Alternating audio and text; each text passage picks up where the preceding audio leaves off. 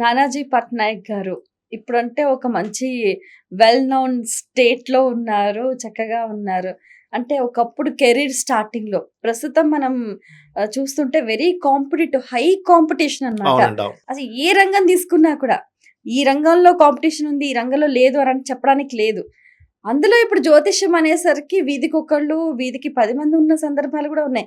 అసలు ఎవరిని నమ్మాలి, ఎవరిని నమ్మొద్దు అన్న కన్‌ఫ్యూజన్ కూడా ఉంది. అవునండి. ఈ పరిస్థితులలో మిమ్మల్ని మీరు ఎలా ఎస్టాబ్లిష్ చేసుకున్నారు? అంటే ఏం లేదండి. నేనేమి పెద్దగా స్టార్టింగ్‌లోనే ఎస్టాబ్లిష్ చేసుకోవాలి అనే అలా ఆలోచన ఏం లేదు. హ్మ్. నేను యాడ్ ఏజెన్సీ ఉన్నప్పుడు రోజుకొక 1.30 వరకు రోజు సంపాదించేవాడిని. యాడ్ ఏజెన్సీ ఉన్నప్పుడు రోజుకి. హుహు. అలాంటిది నా స్థితి ఒక ఒక బిజినెస్‌లో లాస్ అయిపోయి చాలా ఇబ్బందుల్లోకొచ్చేసాక నెలకి 10,000 సంపాదించడం కూడా కష్టంగా ఉండేది నాకు. అంటే ఒకప్పుడు రోజుకి 1,00,000 సంపాదించేవాడిని. నెలంతా కలిపితే 10,000 సంపాదించడం కూడా కష్టమయ్యేది. ఆ సమయంలో నేను ఆఖరికి ఇంట్లో ఉన్న ప్రతీది అమ్ముకున్న స్టేజ్‌కి కూడా నేనొచ్చా. నిజం చెప్పాలంటే. కానీ అప్పుడు గూడా ఎందుకు ఈ జ్యోతిష్యంలోనే ఉన్నాను అప్పుడు స్టార్టింగ్‌లో. ఒక 20 ఏళ్ల క్రితం మాట చెప్తున్నా నేను. హ్మ్. అప్పుడు గూడా నా మైండ్ ఏదో ఎస్టాబ్లిష్ చేసుకోవాలి, అందరికీ తెలియాలని ఉండేది కాదు. ఎంతసేపు రీసెర్చ్. మీరు నమ్ముతారో నమ్మరో లెటర్‌ని బోయి గూడా అక్కడ పుస్తకం పట్టుకొని చదివేవాడిని. టాయిలెట్‌లో కూర్చొని గూడా తెలుసా నమ్ముతారా? అంటే అంత పిచ్చి. నేను నిద్రపోతే చుట్టూ పుస్తకాలుండి అలా పడుకునేవాడిని. అంటే మరి మ్యూజిక్ నుంచి మొత్తం పుస్తకాలకొచ్చేసారు. వచ్చేసాను. మ్యూజిక్, ఆర్ట్స్, బొమ్మలు దించడం, కాంట్రాక్ట్స్ ఇట్లాంటి దానిలో నుంచి మొత్తం ఇందులోకొచ్చేసి టోటల్‌గా. అసలు నాకొక్కోసారి సందేహం వచ్చేది. ఏంటి నేను ఈ రూట్‌లో చూస్తున్నాను గదా! గ్రహాలు ఇది తెలిసిపోయి ఇంకో రూట్‌లో ఏమైనా పనిచేస్తున్నాయా? అంటే అంత పిచ్చిగా ఆలోచించేవాడిని. ఒకసారైతే అంటే ఇది మీకు షేర్ మొత్తం చేసుకుంటున్నాను. గ్రహాలతోటి ఒకసారైతే ఒక ఊరు నుంచి ఒక ఆవిడొచ్చింది. హ్మ్. జాతకం చూసి నా అలవాటేంటంటే ఫస్ట్ కొన్ని విషయాలు చెప్పాలి. ఎప్పుడైనా ఒక కరెక్ట్ ఆస్ట్రాలజర్‌ని మీరు ఎలాగా డిసైడ్ చేయాలంటే, ఆ! వాళ్ళు మీరు చెప్పకుండానే వాళ్ళు కొన్ని విషయాలు చెప్పగలగాలి. గతంలో జరిగినవి, ఇప్పుడు జరుగుతున్నవి, ఫ్యూచర్ చెప్పగలగాలి. ఉట్టి ఫ్యూచర్ చెప్తే కాదు. గతంలో జరిగినవి చెప్పగలగాలి, ప్రెజెంట్ చెప్పాలి, ఫ్యూచర్ చెప్పగలగాలి. అది పర్ఫెక్ట్ ఆస్ట్రాలజీ. అందులో మీ తత్వం గురించి చెప్పగలగాలి, మీ ఫైనాన్షియల్ మ్యాటర్స్ గురించి చెప్పగలగాలి, మీ మీ ఫ్యామిలీ గురించి చెప్పగలగాలి, మీ సిబ్లింగ్స్ గురించి చెప్పగలగాలి. జ్యోతిష్ శాస్త్రంలో మీ సిబ్లింగ్స్ పోలికల దగ్గర నుంచి, మీ సిబ్లింగ్స్ తత్వం దగ్గర నుంచి, మీ భార్య లేదా భర్త తత్వం దగ్గర నుంచి, మీ పిల్లల లక్షణాల దగ్గర నుంచి ఉంటాయి. అన్నీ ఉంటాయి. అయితే అంటే ఒకసారి ఇలాగే ఒక క్లయింట్ వచ్చింది ఒక ఆవిడ. అన్ని విషయాలు కరెక్ట్‌గా చెప్పాను గానీ ఫస్ట్ చెప్పిన ప్రిడిక్షన్ కంప్లీట్ అటర్ ఫ్లాప్ అయింది.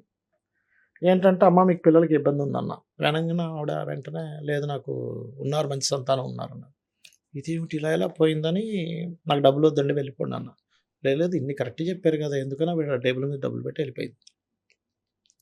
నేను రూమ్‌లోకెళ్ళి గంట సేపు ఏడ్చా. తలగడ నిండా అసలు వాటర్ మొత్తం. కానీ ఆ రోజు జరిగిన ఒక నెగెటివ్ ఇన్సిడెంట్ నా లైఫ్‌ని మార్చింది. ఎందుకంటే నేనెప్పుడూ ఒకటి నమ్ముతాను. ఏంటంటే నువ్వొక ఉపాసన చేస్తే అంటే ఒక సబ్జెక్ట్‌ని గట్టిగా పట్టుకుంటే అది ఎనీ సబ్జెక్ట్ నాట్ ఆస్ట్రాలజీ. నీ మ్యూజిక్‌ని పట్టుకుంటావా? లేపోతే సాఫ్ట్‌వేర్ అయినా, లేపోతే సంథింగ్ ఏదైనా యాంకరింగ్ అయినా గానీ, నువ్వు గట్టిగా నాకిది కావాలని భగవంతుడిని అడిగితే అందులో నిష్ణాతులు ఎవరైతే ఉన్నారో ఆ సోల్స్ వచ్చి నీకు సమాధానం చెప్తాయి. ఓకే. అలాగే సూర్య భగవానుడు గూడా మీకు ప్రతిదానికి ఆన్సర్ ఇస్తాడు. సూర్య హుహు. భగవానుడు గూడా. హుహు. మీరు ముందున గనక అంటే మీరు మా తాతగారు సూర్య ఉపాసకులని చెప్పాను గదా!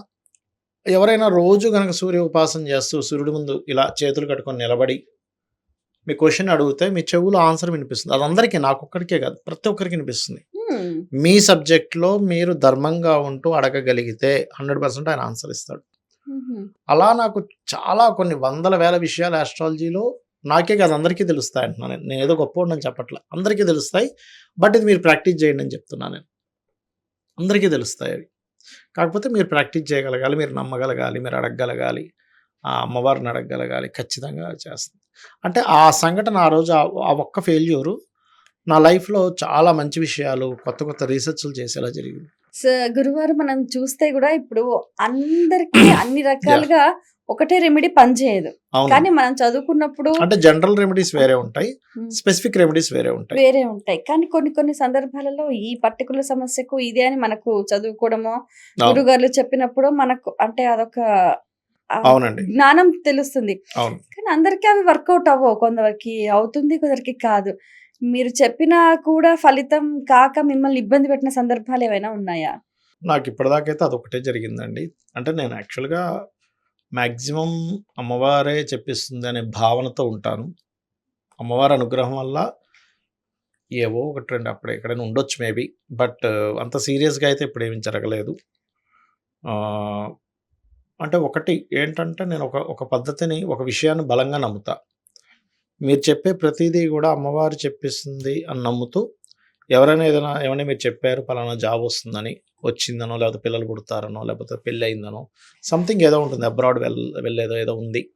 వాళ్ళు చెప్పారు ఉదాహరణకి, ఏవండీ మీరు చెప్పారు పలానా జరిగిందని. వెంటనే మనం చేయాల్సిన తక్షణ కర్తవ్యం ఏంటంటే, ఈ క్రెడిట్ మొత్తం అమ్మవారికి ఇచ్చేసేయాలి. అమ్మ నువ్వు చెప్పించావు, నిజంగా కృతజ్ఞతలు అని అనుకుంటే, తనెప్పుడు మీతో ఉంటుంది.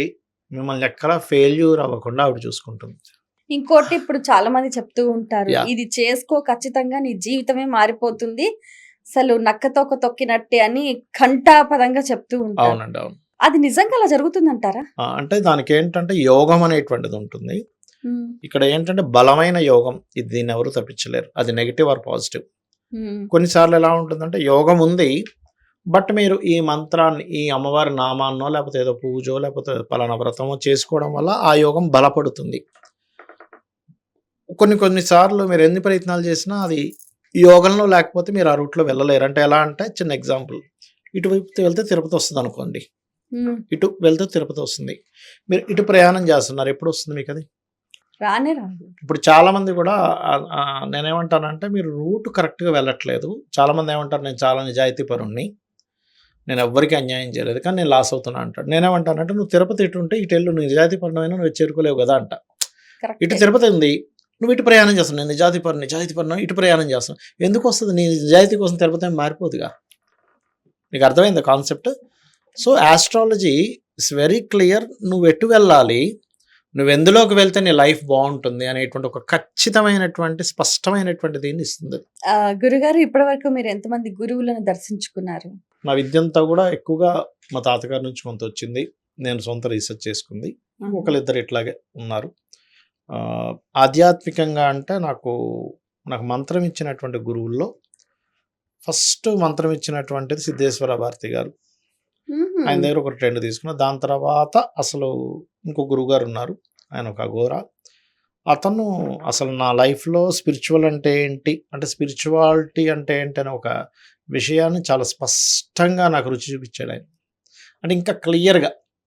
అంటే నాకు చిన్నప్పుడు ఎలా ఉండేదంటే అందరిలాగే ఒక 15 ఇయర్స్ ఏజ్ ఉన్నప్పుడు నేనేదో మనసులో ఏదో అనుకోవడం.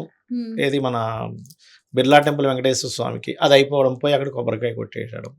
లేదంటే మన యూనివర్సిటీలో ఇది ఉంది చూసారా? అవునుంది. ఏదో మనసులో అనుకోవడం, అమ్మ ఇది అయిపోతే నేను నీకేదో ఏసేస్తానని. అక్కడికెళ్ళేది. అంటే అంతవరకే ఉండేది. జస్ట్ ఏదో ఇంట్లో ఏదో రోజులు వెళ్తే చేసేసుకుంటున్నామా, లేకపోతే ఇంట్లో ఏదో పూజ చేసుకుంటున్నామా ఉండేది. కానీ ఒక క్లారిటీ మాత్రం వారి నుంచి వచ్చింది నాకు. అంటే అసలు దేవత అంటే ఏమిటి? నువ్వెలా చెయ్యాలి? ఆ దేవత లక్షణాలేమిటి? దేవత ఎట్లా స్పందిస్తది? దేవత నువ్వు చేసే ప్రతీదీ గమనిస్తుంది. నువ్విలా ఉండాలి. దేవత అంటే ఇది అని ఒక స్పెసిఫిక్ ఇది ఆ గురువు నుంచయితే నాకొచ్చింది. ఓకే. అయితే అసలు ఇంతకీ అఘోరా గారు మీకెలా తారసపడ్డారు? ఆయన ఒకసారి మా అబ్బాయికి అంటే ఇట్లాగే పరిచయం అయ్యారులెండి. వేరే వాళ్ళ త్రూ పరిచయం అయ్యారు. ఆయన డైరెక్ట్‌గా ఆంజనేయ స్వామిని చూపించాడు మా అబ్బాయికి. ఆ! ఆంజనేయ స్వామి డైరెక్ట్‌గా చూపించాడు. ఆ కాళికా అమ్మవారిని, ఆంజనేయ స్వామిని, చనిపోయిన వాళ్ళందరిని కూడా చూపించాడు ఆయన డైరెక్ట్‌గా. My God! మీరు కూడా చూపిస్తారా ఏంటి? నేను చూపించలేను. అంత శక్తి లేదు. ఆయన అంటాడు, "ఎందుకు నువ్వు ప్రాక్టీస్ చేస్తే నీకు కూడా వస్తదని" చెప్తుంటారు గానీ, హ్మ్. ఎందుకులేండి అంటుంటా నేను. లేదు లేదు మీకు వస్తది. ఆ సిద్ధి ఉంది మీకు. ట్రై చేయండి అంటాడు ఆయన. ఆయన పాపం చాలా మంచి వ్యక్తి.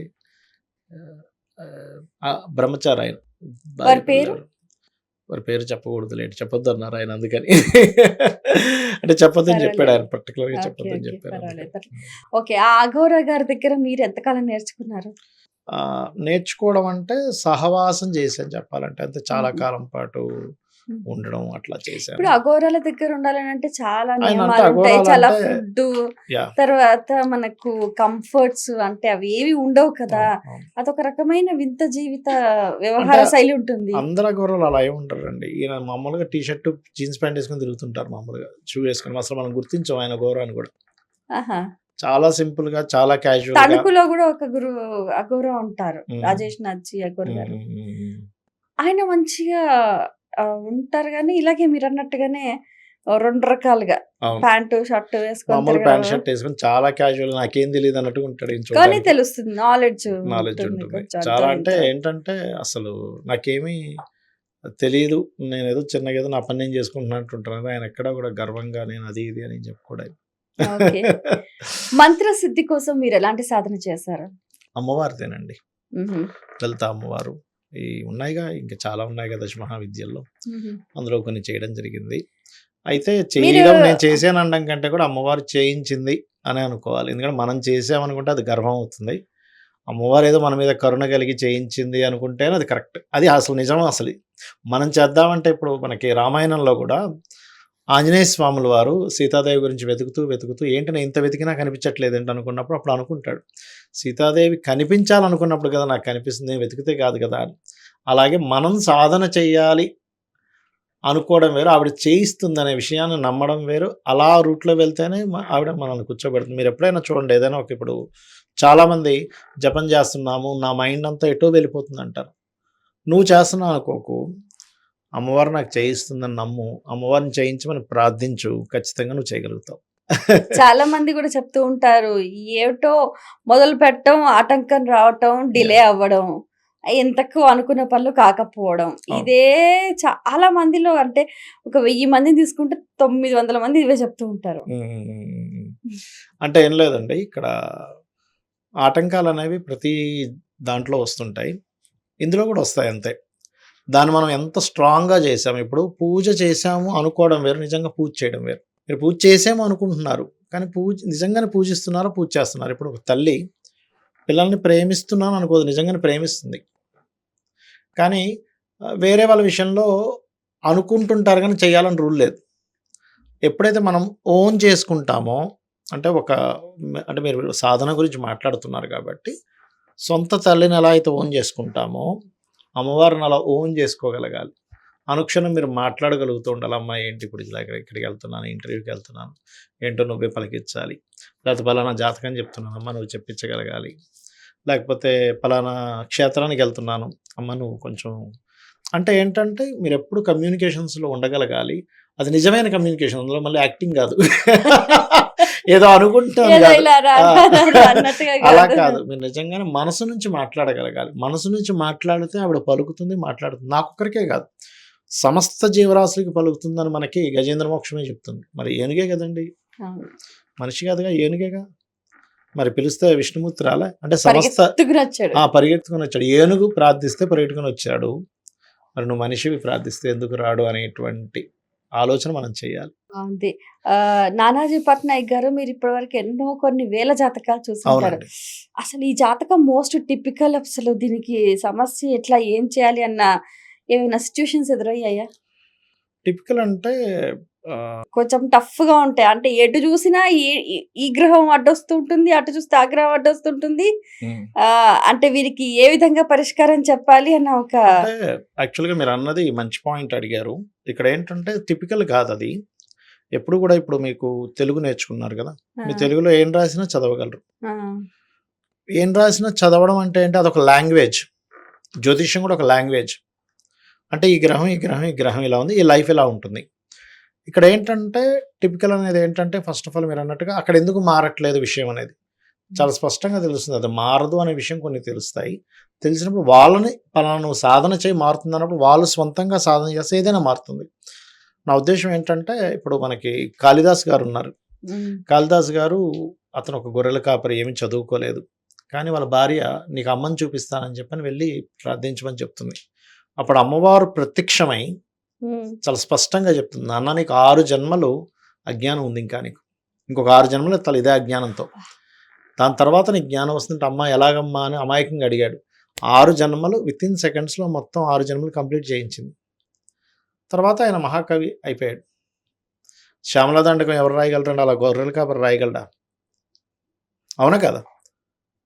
అంటే నా ఉద్దేశం ఏంటంటే నువ్వు నీ జాతకం మారాలి అంటే నువ్వు గట్టిగా ఎంత స్ట్రాంగ్గా నువ్వు అమ్మవారిని నమ్ముతున్నా అని అనుకుంటున్నావా, నమ్ముతున్నావా ఈజ్ మోస్ట్ ఇంపార్టెంట్. నమ్ముతున్నాను అనుకుంటున్నావు, అనుకోవడం కాదు, నిజంగా నమ్మాలి. స్ట్రాంగ్గా నమ్మాలి, ఖచ్చితంగా అవుతుందని నమ్మాలి, ఖచ్చితంగా అవుతుంది. అందరూ చేస్తున్న మిస్టేక్ ఏంటంటే ఎన్నో పూజలు చేస్తున్నాము, ఎన్నో క్షేత్రాలకు వెళ్తున్నాము, అవ్వట్లేదు అవ్వట్లేదు అవ్వట్లేదు అని మాటిమాటిగా చాంటింగ్ చేస్తుంటారు. It's very very very wrong step. అది నువ్వు అనుకుంటున్నావు కానీ నిజంగా చేయట్లేదు అంటారు. నేను నిజంగా చేస్తే అయిపోతుంది ఏదైనా కానీ. ఏదైనా అనుకుంటే అయిపోతుంది అంటారు. అది నువ్వు ఎంత స్ట్రాంగ్గా అనుకునే దాని మీద ఆధారపడి ఉంటుంది, ఎంత నమ్మకంగా చేస్తున్నావు అనే దాని మీద ఆధారపడి ఉంటుంది, నువ్వు ఆ విషయం మీద ఎంత ధర్మంగా ఉందనే దాని మీద ఆధారపడి ఉంటుంది. అంటే నువ్వు అనుకున్న ధర్మమైందా కాదా, ఎప్పుడు కూడా దేవత ధర్మమైందా కాదా అనేటువంటిది ముందు చూస్తుంది. తర్వాత నీకు ఇప్పుడు మనకి ఆదిశంకరాచార్యులు వారు ప్రార్థన చేస్తాడు. ఒక ఇంటికి వెళ్ళినప్పుడు ఆ ఇంట్లో ఆ అమ్మ ఏంటంటే ఉన్న ఒక్క చిన్న ఉసిరికాయ వేస్తుంది కదా, వేసినప్పుడు వెంటనే బంగారు ఉసిరికాయల వర్షం కురుస్తుంది. ఫస్ట్ ప్రార్థన చేసినప్పుడు లక్ష్మీదేవికి తెలుసు, శంకర నువ్వు ఎందుకు ప్రార్థించావు నాకు తెలుసు, కానీ ఈవిడికి ఇద్దామంటే ఈవిడ పుణ్యం లేదంటుంది. అమ్మ ఇప్పుడు ఒక దానం చేసింది కదా, దీన్ని చూసుకుని ఏమిస్తావు ఇవ్వంటే అప్పుడు బంగారు వర్షం కురుస్తుంది, బంగారు ఉసిరికాయలు. అంటే నేనేమంటానంటే మీకు ఏదైనా ఇవ్వాలి అంటే ఫస్ట్ మీకు అకౌంట్లో ఉండాలి. మీరు బ్యాంక్ చెక్ తీసుకెళ్ళి బ్యాంకుకి వెళ్తే మీకు అకౌంట్లో డబ్బులు ఉంటే ఎలా ఇస్తారు చూస్తారు. అయితే అందులో ఒకటి నువ్వు ధర్మంగా ఉన్నప్పుడు అది కూడా ఒక రకమైనటువంటి యాక్సెసిబిలిటీ. నీ ధర్మం నేను రక్షిస్తుంది. ధర్మం అంటే అదేదో అన్ని విషయాలకు వర్తిస్తుంది, ఒకదానికని కాదు, అన్ని విషయాలకు వర్తిస్తుంది. నువ్వు మాట్లాడే దగ్గర నుంచి, నడిచే దగ్గర నుంచి, నీ ఆలోచన దగ్గర నుంచి, అన్నీ నువ్వు చూసుకునే బాధ్యతల దగ్గర నుంచి, భార్య పిల్లలను చూసుకునే బాధ్యత దగ్గర నుంచి అన్నీ నడుస్తూ ఉంటాయి.